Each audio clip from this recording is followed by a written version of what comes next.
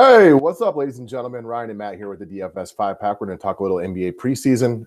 For the 20 messages I've already gotten today from different people, we will put out NBA preseason as much as we can.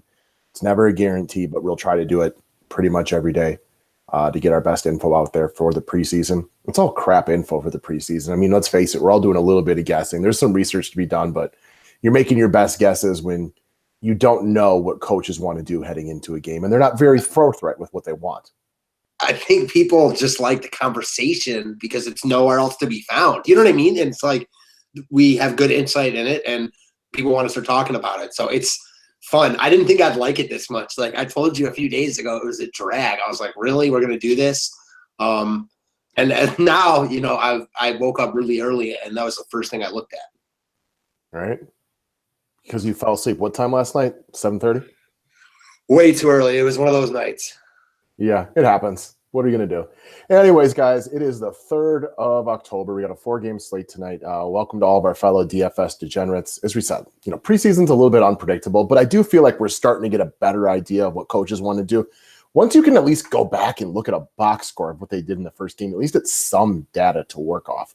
One thing I am noticing, though, and I brought this up yesterday, late games are still getting less love from an ownership perspective. It's something to key on for those of you who really focus on GPPs. People want to look at the East Coast games. It kind of reminds me of baseball. The West Coast games are just getting less love. Yeah, it always happens for a combination of reasons. It's hard to pinpoint exactly. I mean, it's just like that because of that, and that's because of that and alone, it makes the late games valuable in tournaments. Right. One thing I hate and love, DraftKings does not updating the scores of the individual players. So you got to go out and check out your box scores. It's really easy. Go to ESPN, Fox Sports, Yahoo, wherever it is you go, take a look at it. It's going to help you. You get a better idea of what they're trying to accomplish by seeing how many minutes they're playing the younger guys and the older guys. Right about now, the cash line's usually coming in about 200. Last night, the double up I was in was more like 210. The night before, more like 190, give or take. Just an idea of how you want to evaluate certain players and what you're expecting from a ratio.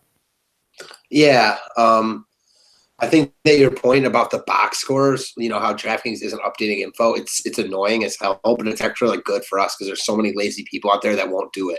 Exactly. Now, again, if you guys want NBA info, we will be here all year long giving it out for the regular season. Go ahead, subscribe to this channel. We'll be here for the NBA preseason. We'll be here for the regular season. We got football and baseball, and anybody who gives us the courtesy thumbs up, just let you know, we sincerely appreciate it. Yes, sir. All right, so that down there, that picture of me, that's the look on my face last night when Brandon Ingram got his 5th foul like 18 minutes into his playing time, and Kyle Kuzma left in with an injury, missed the cash line by about 4 points with those guys missing a good chunk of time in the second half. It happens. It is the NBA preseason. If you don't like unpredictability, this probably isn't for you. Maybe you just play it lightly to get yourself acclimated. I wasn't really that upset by it because when I saw Ingram get his 5th foul, I just like, meh. You know, what are you going to do with it? When Kuzma left with a little bit of injury and he could have come back, but why would you force one of your future stars to come back? It's the preseason. Expect things to be unpredictable. Yeah, definitely. I like the way you look at that because if you're playing for too big in the preseason, you probably need to take a step back because stuff like this is going to happen. They're not going to force anyone, you know, even guys they want to get looks at. I like that scruff on you, though. Yeah, there's just no reason to force it. You know what I mean? Like, it's just, these are meaningless games, to say the very, very least. So if you're expecting predictability, save your money for the football season. It's coming up again. You know, Sunday will be here before we know it. Yeah, exactly. I couldn't agree with you more. And honestly, that's about as predictable as it gets as far as DFS goes. So if you're looking for more predictable than that, like, you know, maybe try something other than DFS. All right. Minutes are tough to predict, which we've covered. All right. Now into the guys we want to talk about tonight. Brought him up the other day. Matt, you were big on him. I had a nice night that night, but if I had subbed to somebody for him and, you know, felt more confident in what he was going to do, it would have been a really nice night. So I screwed that one up on my own. But Kevin Knox, as you said, as you mentioned to me this morning, he's going to become, I guess, an instant 5-pack darling. He played 26 minutes in the first game, outpacing all of the other Knicks starters by a considerable amount. And that's huge. Yeah, that's big time. I mean, we talked about that. That's what we want to see. You know, he played big minutes. He's going to probably continue to see minutes. You mentioned this, like, with other young guys, and we talked about, I believe, yesterday, like, it's not like they're going to scale back their minutes after they played, you know what I mean, only 26. These guys are young. They want them to play. no Porzingis. There's shots to be had here. They want to see how other guys play with him, so I'm sure he might, get a look with some other guys tonight. I mean, this is just a why fix what's not broken type play. The other day, he goes off for, and I stapled the box score up there to show you what you guys did. He went for 13, 10, 3, and 2, had a really nice game. Nothing special shooting. I mean, 4 of 9 from the floor, 2 of 5 from three-point range, 3 of 4 from the free throw line. Nothing that's unreplicable. Came out to about 36 DraftKings points. What you're looking for in this salary is, between 24 and 28 to be happy with him. You can lose about 25% of his production from last game and still be happy with the pick, which shows that there's upside to be had. And how do we know he doesn't play better or play more minutes tonight? This is their rookie sensation that they're really planning on giving a good look to. There is nothing about the Brooklyn defense that scares us, I can tell you that much. So there's a lot to like right here with Kevin Knox, even at the bigger salary, which might scare some people away from him. Yeah, I like the point you made about everything being replicable here. It's not like he did anything out of the ordinary. I mean, he got 13 and 10, a really nice line, but not something he can't do here. And I mean, what if he plays 28 or 29 minutes here and goes for 16 and 13? You know what I mean? That's not inconceivable at all. What if he shoots better than 44%? He shot 40, he could play worse. Don't get me wrong. That's always a possibility too. Maybe he gets 4 less rebounds, but hits another 3. It works out the same way. There's just a lot of reason to think that his minutes are going to be secure as a young guy like this, who's already been thrusted into the starting lineup. Completely agreed. All right. Next up was the other guy you wanted to talk about, and that is Anthony Tolliver. Again, we can't say this enough. I actually didn't even have to erase a bullet point that I started with last night, and that is minutes are huge in NBA DFS. He played 31 in their first game with the Wolves. And if you think that is something that's not going to replicate, I can understand that because Anthony Tolliver is a veteran. However, the Minnesota Timberwolves really, really struggled to spread the floor last year. They had no three-point shooters. This guy was brought in specifically to spread the floor from that 3 or 4 position, or even, a big 5 if they really, or a small 5 if they wanted to. They need that production. That is the whole reason this guy got brought in. Is he a NBA starter? Not really. But you want to know what? He may have to play a lot of minutes for Minnesota just to let Karl Anthony Towns and Derrick Rose and Jeff Teague get to the hoop. Because while all those guys are okay three-point shooters, none of them are really good at it. That's what he's here for. He took 10 threes the other day. Yeah, I like how you put it. Like, is he an NBA starter? Like, not really. Like, don't want to say like no, but definitely not yes. So not really. I agree with you. Honestly, when I first looked at this, when I first started going through this morning, I thought of you when I looked at Tolliver because he played 31 minutes. And in preseason DFS, that is just what you want. It's hard to even go deeper than that in the preseason because minutes are so big because some guys don't play a lot of minutes because they don't need to play a lot of minutes. Well, if you see over 30, that's a big sign. Over 10 threes, I agree with you. He's not a great player, but he's in a good spot for DK points. He's in a good spot to succeed. No Jimmy Butler. I mean, he's a guy they're looking to pick up a lot of those minutes. And as much as we talk about like Wiggins and stepping up with Butler gone, I'm hearing a lot of, well, maybe Wiggins just isn't that good. I'm not saying Tolliver is better than Wiggins, but I could see him taking more shots than we think in this offense. So we've had conversations about this in the past, and you'll probably figure out where I'm going here in just a little bit. Anthony Tolliver is not a great player, but when you're playing NBA basketball, not everybody can have the ball in their hands, and you need somebody who can spread the floor. It's kind of like the comparison I talk about with Klay Thompson. Klay Thompson is not a top 5 NBA player, but if I had to assemble my starting 5 to go take on any other starting 5, Klay Thompson would make that because of what he offers to you. Anthony Tolliver is not a great player, but he fits what the Wolves need, and that is a stretch 4, somebody that can create shots, let Towns get to the hoop a little bit easier. Like, let's face it, you got Taj Gibson and Karl Anthony Towns by the hoop. Like, Taj Gibson doesn't have much in the way of range, so they need to get this guy acclimated within their system. They need to have that guy that you can spread the floor with and that forces defense to play out on him a little bit, which opens up just another foot or two for guys like D. Rose and Towns and Jeff Teague to operate. So, I don't guarantee he's playing 31 minutes again tonight, but why would we think he'd go from 31 down to 10? Right, and the fact that he took 10 threes in the first game with his new team, I mean, it's clearly he's got the green light to shoot whenever he wants. Made 5 of them, too. It's not like he went 0 for 10. They're going to be like, all right, dude, maybe you shouldn't be taking these. True. All right, next up, Jabari Parker, headed back to Milwaukee. If you believe in narratives like this, I think you can look for any kind of preseason edge that maybe you want. I don't see this as a situation, though, where like he's got bad blood with the players. I just think it might be a little extra motivation for him to take a couple extra shots, kind of show off a little bit. And like, I just can't picture the Bucks in their first preseason game being like, we got to stop Jabari Parker tonight. Like, if anything, they might be a little lax on him because he's their buddy and this game is meaningless. None of that stuff is for sure, but he played well in his first preseason game, 15, 8, and 4 in 25 minutes. You got no Lauri Markkanen around, so that's only going to increase what he needs to do on the offensive end of things. He is a solid player. I didn't mind the Bucks losing him, but that doesn't take away from the fact that he is a productive offensive player. And now he's higher up on the pecking order because there is no Giannis or Middleton. He doesn't have that many better players ahead of him.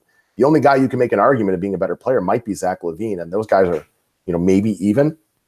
Yeah, I'm with you. You know, I'm a Parker guy. Hasn't progressed like as well as I thought he would, but as you said, he's still a good offensive piece. And we talked about this a couple of days ago. Whenever you can find a little extra something in the preseason, like it might not work out, but what else do we have to go on? I mean, headed back to Milwaukee, I agree with you. Like, I don't think Milwaukee's going to be like, we need to shut down Jabari Parker. I don't even think they'd ever be like that, but especially not here. And I think you're right. Like, I don't think his looks are going to be extra contested tonight. If anything, they'll be a little lax. Yeah. I agree with you. I don't see any reason not to go here. I really don't.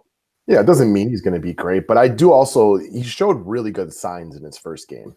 He stepped up on the end for rebounding, which is, a big knock on Parker and why Milwaukee was okay not paying him big money. He's just a really bad defender. Statistically, an awful, awful defender. I like the 8 rebounds and the 4 assists, though. Showed him getting other things involved in his game. Even though it's just one preseason game, at least he was being involved and not just there to score, taking on a bigger role with the Bulls. And it's hard to take on a bigger role with Milwaukee when Giannis Antetokounmpo is so much better than you are. You know what I mean? Like, he's got to be the focal point. And in Chicago, you get to be the focal point. And while that doesn't mean you're going to be a great team, like, he's a capable scorer. He can take you down into the post. He's got an outside shot if you leave him open. He's not going to take you off the dribble and pull up for 3. But if you don't defend him, he'll knock down a 3-pointer. Yeah, he's a good offensive player. I agree with you. He actually is kind of a sleeper in year long because of everything you just said. Yeah, that's a good point. A real good point. All right, next up, Dennis the Menace Schroder. Now, the one part I will say is I don't have much of a feel for what his minutes would be tonight. Oklahoma City's first game. The big thing here that we can talk about is there's no Westbrook. With him not around, I assume Dennis will slide into the point guard position tonight. Basically, it's going to be him and Paul George operating with the ball in their hand. I don't know who else they have that's going to try to create shots. I love the fact you get a point guard with shooting guard eligibility, though. And that's a big thing on DraftKings. Point guards and centers have the most replicable points because of rebounding for big men, block shots. And with point guards, it's just all about the usage. They get the ball in their hand. And, Dennis is, I wouldn't call him a great point guard, but he's a good point guard, a good scorer, decent passer. But you can play him at the shooting guard position, making his points a little bit more replicable. I have some concern with his minutes are, and it's not that I think they'll be bad. I just have no idea what they're going to be. Yeah, I love the last point, the point guard with shooting guard eligibility. That's something we harp on. So if nothing else from these videos, we're starting to get into like some main, like fundamental habits that, we kind of try to use all year, because point guards and centers are really where you can get the most DK points. And I'm with you. I like Schroder. I think this is an under-the-radar move that OKC made. I actually like what OKC did over the summer a lot. I talked to you a lot about this, how I thought losing Melo was addition by subtraction. Then they go out and get Schroder. I think they rebuilt their bench. I think that they're the second best team in the West. They beat good teams last year. The West is obviously top-heavy, but I don't like what Houston did over the summer, and I think one more year of George and Westbrook together kind of makes them a really good team. But as we saw from last year, they'll probably be up and down. That being said, that's neither here nor there. I agree with everything you said about Schroder here. And I guess on one hand, we worry about the minutes because we have no idea. But on the other hand, we have nothing to worry about because we have no idea. Yeah, we don't know. But of all the guys that are there, I would think that getting a guy that is new to your system, that's new with his teammates, getting him acclimated would be more of a focal point. I do like Paul George tonight, too, because there is no Russell Westbrook. But I don't know what his minutes are going to be. He had a couple of health issues in the offseason. And Paul George is an established top 25 NBA player, excellent veteran presence. You don't need to worry. You know what you got with Paul George. Schroder needs to get acclimated with his new teammates a little bit, run the show a little bit, get things flowing. He's not a guy that shies away from being aggressive, which is something we love for DFS. and not that this matters because it's, semantics, but, you said Paul George is a top 25 player. I agree. But Oklahoma City thinks he's a top 10 player, so they're going to treat him as such. Okay, he's not a top 10 player, but he's a very good player. I thought top 25, there would be no argument, so that's why I went down that low. Like that's low for him. I mean, I don't think he's a top 10 player, but you don't think they think he is? Maybe. Top 10 is pretty aggressive. I mean, when you can't even put like guys like Giannis don't make most people's top 5, like I think he's a much better player than Paul George. And Paul George is a very good player. I just said top 25 because I didn't think we could get any arguments then. He's definitely in the top 25. Definitely. I agree. The only person that would argue with that is me. Yeah, probably just because you would argue any point. Matt, the earth is round and you'll become a flat earther instantly. I'm no Kyrie. Yeah. I thought his quote from the other day, he had to apologize to some teachers. They're like, yeah, you're making me reteach my curriculum now, jackass. That's awful. All right. So this one, purely a gut call. I have absolutely no way to know what the Bucks' plan is for minutes tonight. They brought in a bunch of new pieces with Brook Lopez. They brought in Ersan Ilyasova, which gives them more depth at the frontline position. They got a brand new coach. We finally got a real coach now, which is going to be great for the Bucks this year. I think Milwaukee is being slept on in the East. Same. And I think that getting a brand new coach is going to be huge for them. They were constantly outcoached the last couple of years. Jason Kidd was a great point guard, but that doesn't necessarily make you a great coach. And now they got somebody in there. So I don't know what's going to happen. This is purely a gut call. He's not going to make my cash lineup or anything like that. I don't even know if I'll play him because I might just do one lineup tonight. I'm not sure yet. But from a gut call standpoint, Thon Maker is an X factor for Milwaukee in the essence that there's a lot of talent right there. Kevin Garnett was quoted as last year saying this guy's going to win an MVP at some point. They drafted him very, very raw. Same thing they did with Giannis Antetokounmpo. Now, his game is not increased as quickly as Giannis's did, but he's got skills, man. He can block shots with the best of them. He's got three-point shooting upside. So if they give him 25 minutes as a guy he's the X factor, man. You get him going, and this could be a huge thing for the Milwaukee Bucks this year. I have no way to know his minutes. I have no way to know his role in the offense. He could play 5 minutes tonight and do nothing. I have no idea, but from a higher upside perspective for GPPs, this is just a gut call I have on my Milwaukee Bucks. Yeah, I like it. I'm a Thon fan. Got into a little brawl over the summer, suspended for the first couple of games. Not sure if you caught that. I did not. Yeah, it's pretty awful. But that being said, I mean, it's not much to agree or disagree on. Like you said, it's a gut call. But yeah, his upside's awesome. Why wouldn't they give him an opportunity here? Seems like, it's a preseason, a good spot for him. Again, he's a guy like you kind of touched on. He's got DFS upside in the sense that he does things like block shots, board. He can shoot. So if he's given the opportunity, he's got, almost massive upside at this price. He's a guy that, like, if he makes his first three-pointer and then makes, like, his second one, like, he'll take a bunch more if he's feeling it like that because why not? It's the preseason. We don't need to take our best shot. Giannis has got, like, a minor little injury right now. I assume he's going to play tonight is what it sounds like. But what's the reason to push Giannis Antetokounmpo in the first game if he's got just even a subtle little injury? There isn't one. So that could be potentially a couple more minutes for Thon Maker. This is, to me, I keep going back to the term X factor because his development could be gigantic for the Milwaukee Bucks. If you could play him and rely on him to not be an offensive liability, he put on some weight in the offseason, so he's a little bit thicker, which could really help him. He's a guy with huge upside. He's just really raw still. Great. He could, ever break out, or he might break out like this year. I agree with you. He's an unknown. And I always mention this, but in the NBA, it really, holds true because there aren't that many unknowns in the NBA like this with huge upside are rare. Right. He's got a lot of skills for a guy his size. He just needs to development. He just, like I said, I'll say he's very raw. And I think I said it 4 times now, but it remains true. So that's what we got today, guys. Thank you very much. We appreciate y'all watching us. We will try to be out here every single day to provide some, DFS preseason info. I see a couple other people are starting to put a little information out on it, but there's just not that much out there. And from our side, like sometimes it kind of sucks talking about these guys because you don't feel really safe with who you're talking about because you really lack information. Yeah, I don't know if Anthony Tolliver might only play 15 minutes here. In that case, then he's not a great play, but all we can go off is what we've seen. And so at least we're getting the conversation started, if nothing else. Absolutely, guys. All right, have yourselves a good one. Thanks, guys.